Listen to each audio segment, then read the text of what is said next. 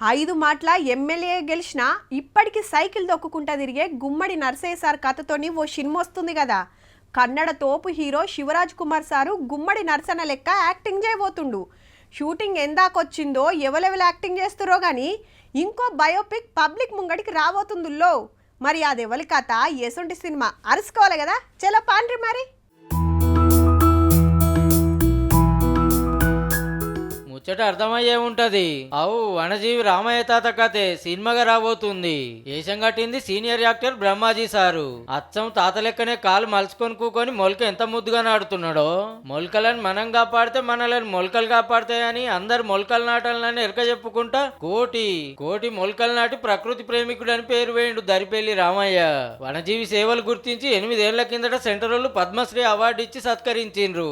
అంత గొప్ప మనిషి జీవితం అందరికి ఎరక చేయాలని సినిమా తీస్తున్నారు అన్నట్టు. ఆల్రెడీ ఓయిల పోరలు చదువుకుంటున్నారు వనజీవి పాఠం. దీనివల్ల నాకు కమర్షియల్ గా కానీ ఉండదు, బట్ ఆ పేరు ఒక సాటిస్ఫాక్షన్.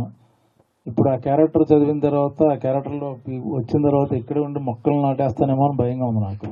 రూపాయి తీసుకుంటలేడట మరి యాక్టింగ్ చేసినందుకు. ఇక తాత ఇంటామె పాత్రలకు ఈ మేడం కనిపించబోతుంది. వెనకమ్మటే ఉండి కోటి మొలకలు పెట్టుట్లు ఆసరైంది. మరి వేమగంటి డైరెక్షన్ లో చెప్పుండే రామయ్య కథ తెర మీదికి వస్తుంది అన్నట్టు. పాత ఖమ్మం నుంచి అటు గుమ్మడి నరసన్న సినిమా, ఇటు వనజీవి రామయ్య సినిమా తీస్తున్నారు. ఏది ముందుగా వస్తుందో మరి.